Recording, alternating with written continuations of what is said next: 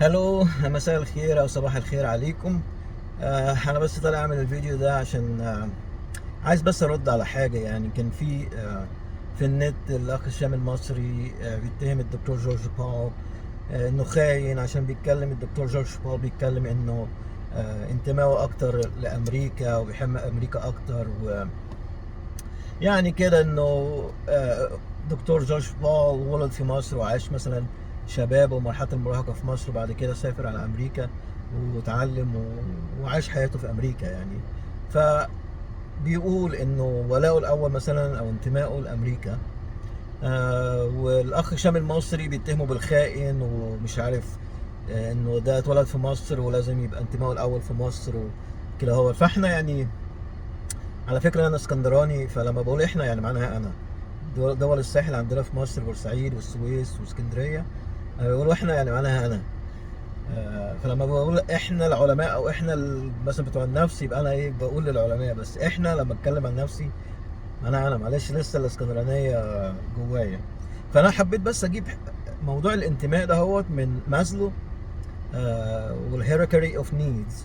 مازلو، فاكرين اول فيديو انا قلت انه هنتكلم من مازلو لانه ده آه، يعني بندرسه في الجامعات، كل جامعات امريكا وكل جامعات العالم تقريبا. في اليونيفرسيتي هنا في تكساس درسناه.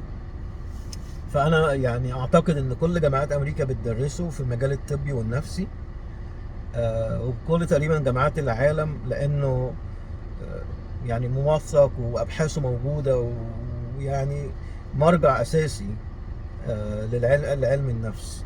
وانا اخد اللي هتكلم عنه من simplypsychology.org.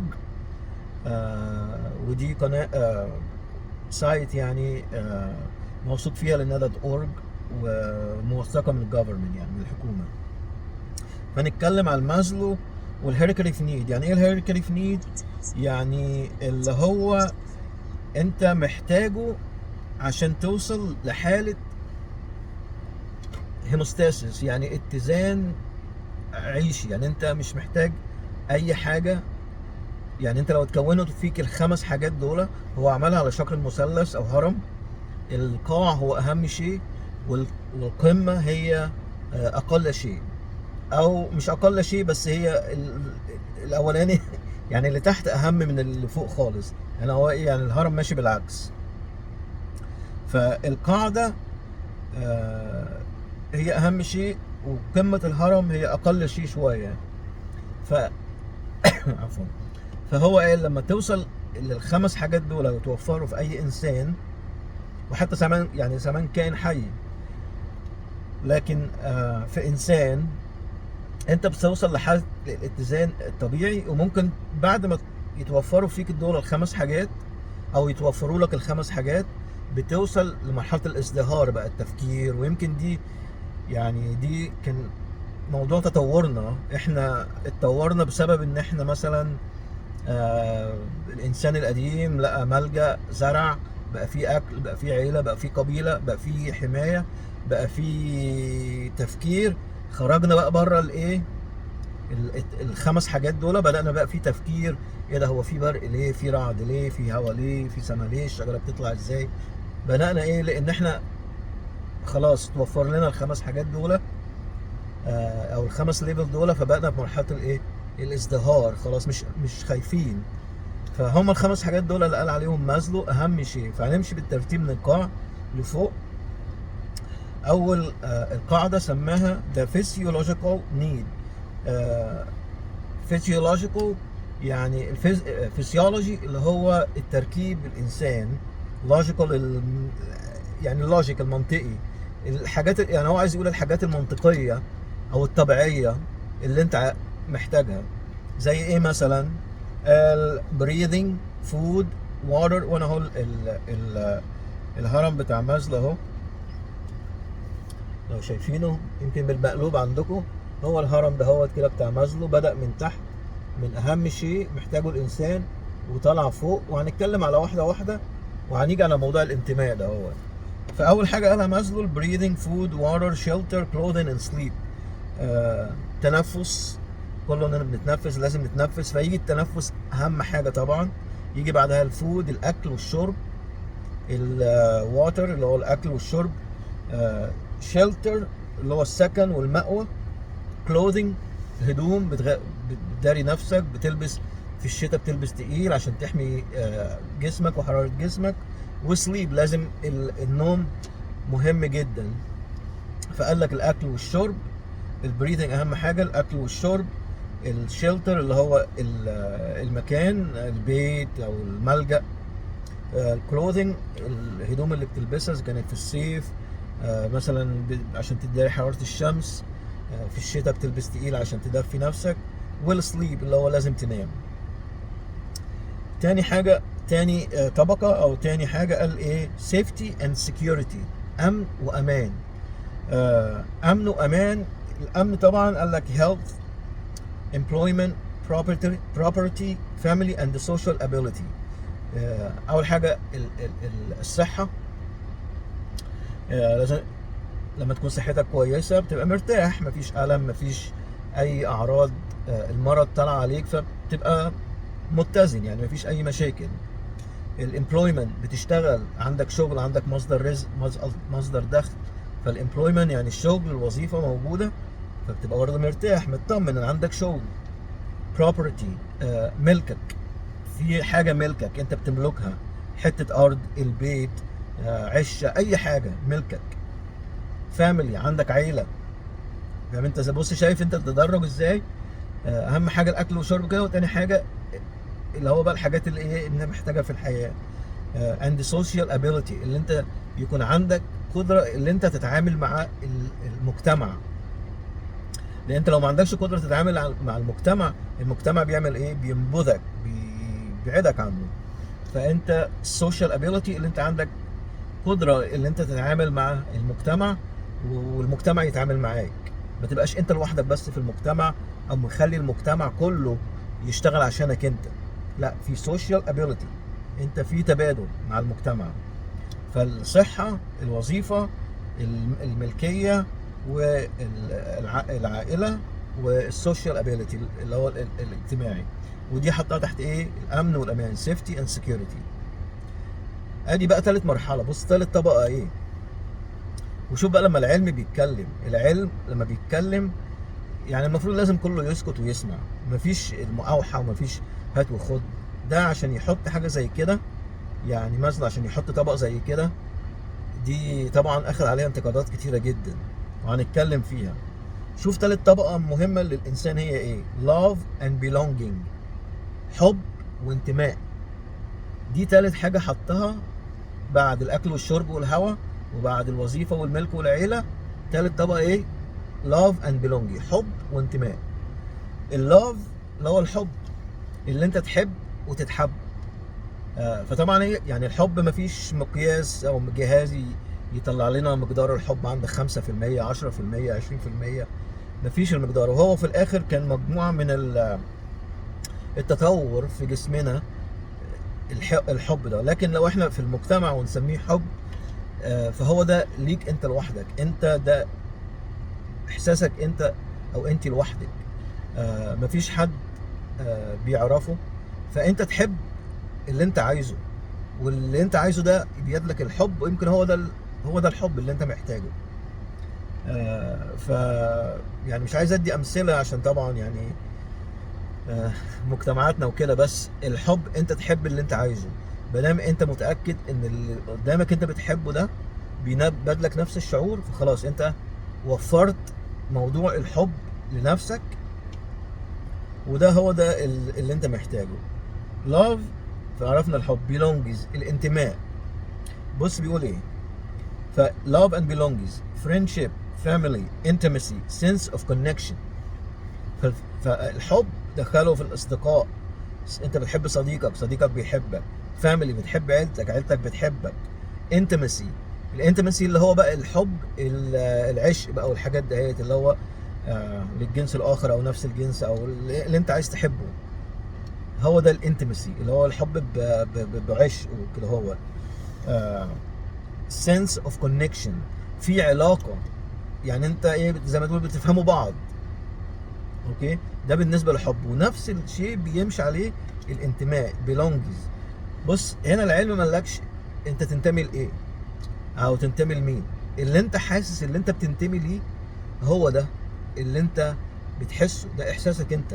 وهو من الطبقه الثالثه مازلو دخل في السايكولوجيز، يعني دخل في النفس، في علم في الموضوع النفسي بقى. هو طالع من موضوع الفيزيولوجي اللي هو الطبيعي او العام زي اكل وشرب وحاجات محسوسه، الى الحاجات اللي هي غير محسوسه، البيلونجز، انتماء. مثلا احنا هنا في امريكا انا شفت ناس يعني طرفين، اللي هو بيجي مثلا في سن صغير وبيعتبر امريكا بلده، بيتجوز بيشتري بيت بيربي عياله، ففي بقى في تفاعل بين البلد اللي انت جاي عليها زي امريكا وبينك انت، فبقى في التفاعل، انت بتشتغل بتنتج، البلد بتوفر لك حمايه وتعليم لاولادك وفي تفاعل. فالطرف الثاني بيجي يقول لا انا بلدي في الشرق الاوسط، دي بلدي وانا هشتغل هنا مثلا سنه سنتين، بيروح بيعيش في شقه فيها 50 واحد وهو ده هدفه، لان هو حاسس انتمائه لبلده، هو عايز يعيش في بلده. فلما الاثنين بيسالوني مين اللي صح، بقول لهم انتوا الاثنين صح، لان في الاول وفي الاخر موضوع الانتماء ده هو موضوع نفسي جواك انت اللي بتحدده. لكن ما تقدرش مثلا انت تكون عايش في بلد عربي، مثلا عايش في مصر، وتقول انا بنتمي لالمانيا، لان مفيش بينك وبين المانيا اي كونكشن، مفيش اي تفاعل بينك وبين اي بلد تانية غير البلد اللي انت عايش فيها. فانت الكل اللي تعرفه عن المانيا بس التاريخ والجغرافيا وبيتكلموا الماني، لكن المانيا ما بتملكش، ما تقدملكش امان، ما بتدفعلكش مرتب، ما بتعملكش اي حاجه، فما فيش اي صله او كونكشن بينك وبين المانيا. لكن الناس اللي عايشين في المانيا من بلاد تانية خلاص بيعتبروا انه المانيا هوم. حتى لما زرت مصر اخر مره وقابلت امريكان، دول كانوا عايشين في امريكا في مصر، بيقول لك وي ميد ايجيبت هوم، خلاص عملناها بيتنا. يعني دول عايشين لغايه ما يموتوا، يمكن يموتوا في مصر. ليه؟ لانه حابب مصر، عايز يعيش فيها، هو دي المكان اللي هو حاسس فيه انه بالنسبه له هو احسن مكان، وخلاص عملها هوم. يقول لك هوم يعني وطني، يعني يقول لك هو ميد ات هوم، خلاص دي منطقتي. فهو ده الانتماء يا جماعه، هو ده الانتماء. انت هو احساس في الاول والاخر، واحساس وبيجي مش في نفس الوقت، او مثلا في اول يوم انت بتوصل على امريكا وبتقول انا خلاص انا انتميت لامريكا وانتميت لفرنسا ولا المانيا، لا، ده بيبقى فيه تفاعل كتير جدا. البلد مثلا بتديك السكند شانس والثيرد شانس، يعني فرصه تانية وثالثه، وتقع ونقف على رجلينا وبتدينا الفرصه. طب ماشي، انت ما دام بتحاول خلاص البلد بتساعدك، فانت بتحس ان في كونكشن، خلاص انت بقيت ابن البلد، ظهرك مسنود مثلا، وخلاص بقت يعني منتمي للمنطقه. فده مش عيب، ده مش غلط، ايه المشكله؟ لكن طبعا في الناس اللي هي بقى بتتكلم من ناحيه ايه، العاطفيه، لا انت اتولدت هنا، انت لازم هنا، انت شربت من ميتها، انت شربت اكلت من اكلها، مش عارف ايه. طيب ماشي، شكرا، ما حدش قال حاجه خالص. لكن في منطقه تانية خلاص قدمت لي كتير جدا وانا قدمت كتير جدا، فبقى في تبادل وفي كونكشن، وده الاحساس اللي حصل. فالناحيتين صح، الطرفين صح، مفيش واحد فيهم غلط. ليه؟ لان في الاول وفي الاخر الانتماء ده صحيح. فلما واحد بيقول انا بنتمي كده اهوت، خلاص المفروض نفهم ان ده احساسك، واحنا بنحترم احساسك، خلاص. بس الجادجمنت اللي انت تحكمه على شخص عشان قال اللي هو بيحس بيه، ده طبعا يعني غلط جدا. لما تكون بقى مثلا عايش في بلد بقى وتشتم فيها ومش عارف ايه، وانت قاطع الانتماء ده هوت، دي حاجه تانية. احنا ممكن نجادج ونحكم عليه ونقول له لا، انت قاعد وبتشتغل وبتاكل وبتشرب، وفي بوليس واقف بيحميك، وفي جيش هنا واقف وحميك من العدو الخارجي، فانت لازم تشكر وتحس بالانتماء للمنطقه اللي انت عايش، للبلد اللي انت عايش فيها، لانه عايش فيها. فلما يعمل لها كريتيزم وينقضها، ممكن نرد عليه. فهي دي بس حته الانتماء، وبنرد عليها بالعلم لان شايف هنا العلم مبلكش بقى belonging to your original country or country of birth. ما قالش belongs to القبيله، لا بيقول belonging الانتماء اللي انت بتحس فيه. ولما تشوف الشرح بتاع النقط بتاعت مازلو هتلاقي انه belongs is psychological، بقى نفسي، بقى احساس جواك مش حاجه ملموسه. خلاص ونخلص مازلو. بس يا رب يكون الناس فهمت يعني ايه انتماء وبيحصل ازاي يعني. وده العلم اللي بيقول كده، واي حد عايز يرد ما يردش عليا انا، يرد على السيمبلي سايكولوجيز دوت، ويرد عليهم ويقول لهم لا انتوا غلط، يعمل بحث ويقول لهم لا غلط، لازم انت ما دام ولدت في بلد يبقى ده انتمائك ليها وبس. ف يعني اللي عايز يرد ما يردش عليا انا، ماليش دعوه، انا بقرا لك العلم بيقول ايه. رابع حاجه في الهرم self esteem, confidence, achievement, respect of others, the need to be unique individual. جميله جدا دي بقى. السيلف استيم اللي هي الثقه في النفس، انت بقى واثق في نفسك ازاي؟ confidence مطمن اللي انت كويس، بتعمل صح، تروح شغلك، ترجع من شغلك، تربي ولادك، بتعمل واجباتك، بتدفع ضرائب، ما عليكش مشاكل، مش مخالف للقانون، ما عملتش جريمه ومستخبي، فانت ايه؟ كونفيدنس، انت مطمن. اتشيفمنت اللي انت حققته، خلصت جامعه، بقيت شاطر في وظيفه، في صنعه، انت حققت ده ممتاز جدا. respect of other بتحترم الناس التانية، يعني انت قاعد مع ناس انت عارف مين ده في مستواه ايه ومستواه العلمي او مستواه المجتمعي، تحترمه، تحترم الناس كلها احترام عام، يعني مش انا بحترم ده عشان ده مثلا ده مدير، وما احترمش ده عشان ده مثلا ساعي البريد ولا اللي بيعمل لنا الشاي، لا. respect of other بتحترم كل الناس.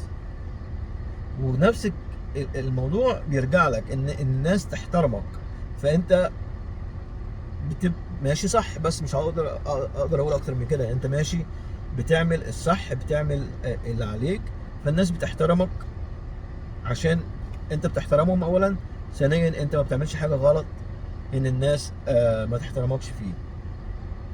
the need to be a unique individual. unique يعني فريد، تبقى انت حاسس ان انت عايز تبقى فريد من نوعك، انا مفيش مني اتنين، انا بس طبعا مش بنرجسيه، لا، باعمالك وبتفكيرك وكده، هوت اللي انت بتعمل حاجه الناس بتقول، بص عليك تقول واو. مثلا انت لو بتشتغل طبيب او مهندس، بتعمل حاجه عمليه جراحيه مثلا، ان هي بنقول ده طبيب شاطر جدا، او بتبني مبنى يونيك فريد من نوعه، فالناس بتقول ده بيقول لك المبنى ده، او بتشتغل عامل نظافه بس بتنظف بضمير وبتعمل شغلك صح، بتبقى انت احسن عامل نظافه. مش مهم الشغلانه، اهم حاجه ان انت تعملها صح، وتبقى الناس تبص او اللي بيتعاملوا معاك اللي انت فريد من نوعك، يعني انت بتعمل شغلك بصح. القمه بقى بتاعت الهرم، ودي دخل بقى في دخل في السايكولوجي جامد بقى مازلو هنا. سيلف اكيوزيشن اللي هو هتبقى الموراليتي، انا تروح مني معلش. morality, creativity, spontaneously, acceptance, experience, purpose, meaning and inner potential. دي بقى السيلف اكولايزيشن، اللي انت بقى عارف نفسك، انت عارف مستواك، انت عارف انت مين. خلاص مالكش دعوه بقى الناس بتقول عليك ايه وما بتقولش عليك، لا، انت عارف نفسك. انت موراليتي يعني انت موراليتي يعني انت عندك مورال، اخلاقك بقى، فاهم انت ازاي اخلاقك. كرياتيفيتي، انت بقى بدات ايه بقى، يعني خلاص انت بقى عندك اكل وشرب ومنتمي لبلدك ومنتمي لمنطقه ومنتمي مش عارف لايه، بقى عندك بقى ايه الكرياتيفيتي، بقى بتفكر في حاجات جديده، عايز تعمل بيزنس، عايز تعمل اختراع، عايز تعمل اي حاجه في الكرياتيفيتي، لان انت وصلت خلاص، انت بدات تخلص مرحله الهرم بقى، خلاص انت بدات تطلع من ايه، من الهرم. سبونتينيوس، العفويه، يعني الحاجات بتعملها من غير اللي انت تبقى لئيم فيها، او تعملها بهدف غير كويس، سيء مثلا، بتعملها كده بضمير. اكسبتنس، انت بتتقبل الاخر، بتتقبل كل الناس، خلاص اللي واقف جنبك ده من عرق تاني، من ديانه تانيه، في اكسبتنس، خلاص مفيش اي ده انسان جنبك بعيد عن العرقيه او الدين او انتمائه ايه، ماليش دعوه، هو شخص انسان واقف جنبي، فخلاص ده مفيش. فهو ده الاكسبتنس، انت تقبل الاخر. experience purpose، آه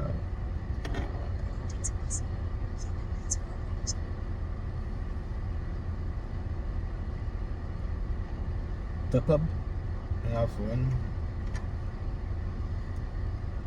experience purpose، خبرتك في الحياة، آه خبرتك في الحياة اللي انت بتقدمها، آه عايز تورثها لأولادك، الخبرة الكويسة، الخبرة الحلوة، اللي هي خبرتك في الدراسة مثلا.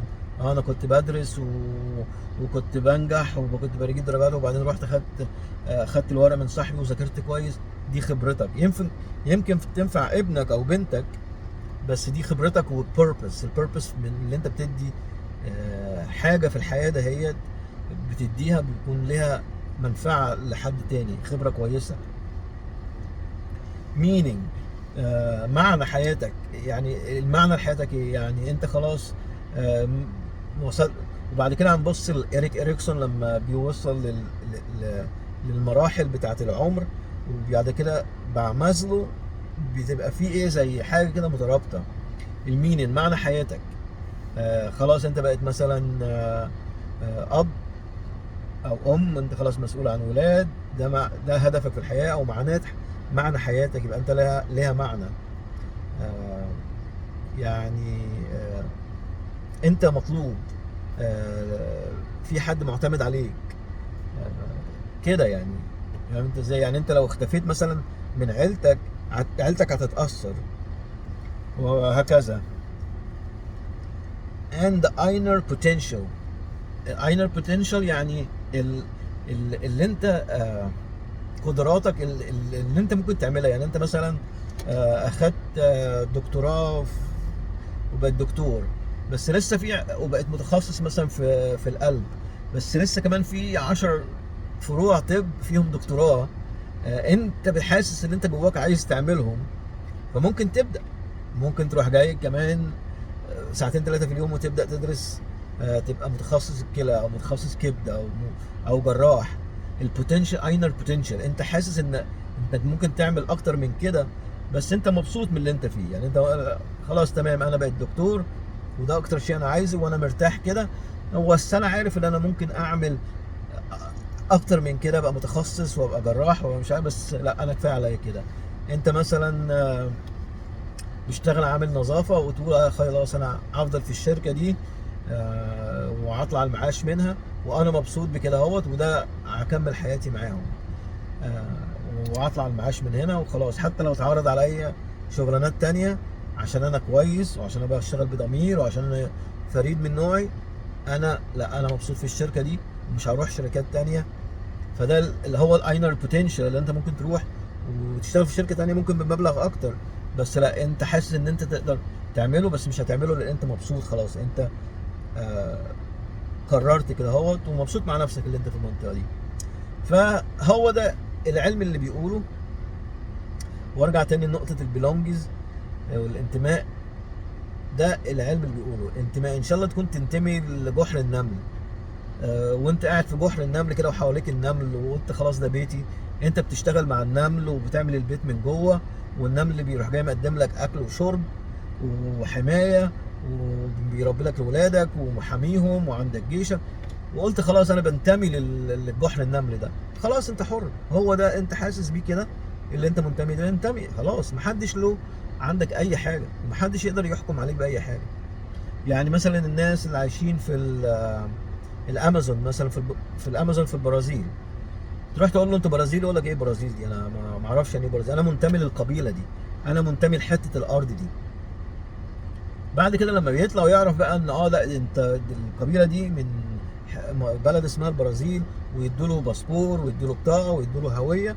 بعد كده بيعرف اللي هو بينتمي لحاجه اكبر من القبيله بتاعته. وممكن ينتمي، يعني ممكن يعيش مثلا في العاصمه ريو، بس منتمي هو للقبيله اكتر. ليه؟ لان هو دي لسه القبيله بيروح ويجي وبتديله، وعنده ولاده هناك وكده. فهو منتمي للقبيله دهيت اللي هو قاعد فيها في قلب الامازون، فهي دي موطنه، هو ده اللي بينتمي ليه. لما تقول له انت برازيلي يقول لك لا انا من غابات الامازون، انا ما اعرفش ايه البرازيل دي ولا الارجنتين دي. فهو ده يا جماعه الانتماء، في الكونكشن زي ما قلت، الكونكشن ان في حاجه رايحه متبادله، ميوتشوال، سميها ميوتشوال بينيفيت، تبادل منفعه. انت كمواطن في البلد اللي انت عايش فيها دي، خلاص انت حسيت ان انت مواطن فيها، ابن بلد، بقت ابن البلد، بتشتغل، بتدفع ضرائب، بتتابع القانون، بتعمل كل حاجات واجباتك اللي عليك. بالمقابل البلد بتقدم لك رعاية مثلا صحية، دراسية، حماية، بتعاملك مواطن درجة أولى مع زي كل حد. فخلاص انت بتحس ان في حاجة رايحة جاية بينكم انتوا الاتنين. لكن لو مفيش حاجة خلاص متبادلة، الانتماء والموضوع ده بيبقى عبارة عن ايه؟ حب وذكريات. انا والله كنا بنتمشى مع اصحابي، انا كان عندي مش عارف ايه، كنت بعمل ايه. بتبقى حب وذكريات اكتر ما هي انتماء. فالانتماء ده مش فرض عليك، الانتماء ده هو احساس في الاخر والاول، ده احساس، واللي انت بتحسه ومقتنع بيه هو ده الصح، هو ده الصح. ما عندناش احنا مقياس للانتماء، انت منتمي ب 5% وانت منتمي ب 10%.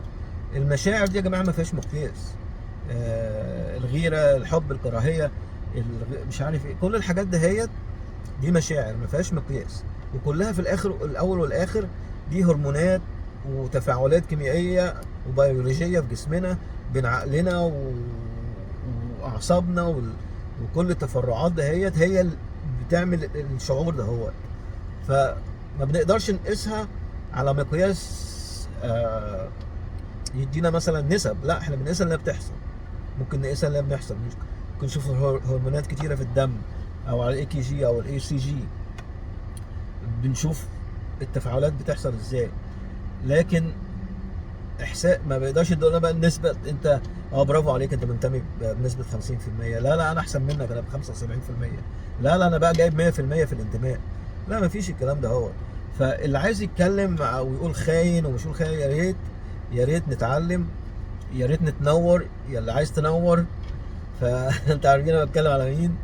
فخلينا نتكلم بالعلم، لما انت عايز تتكلم في حاجات زي كده هو يعني اتنور الاول واعرف اتعلم العلم بيقول ايه. وزي ما قلت اللي عايز يرد عليا اهلا وسهلا، اللي عايز يقول اي حاجه يرجع لمازلو والعلماء النفس والفسيولوجي والتفاعل بين الفسيولوجي والسيكولوجي، ويرد عليهم، مش انا اللي حاطط الهرم ده. هو واتمنى اكون افدت حضراتكم، ومساء الخير وصباح الخير عليكم، مع السلامه.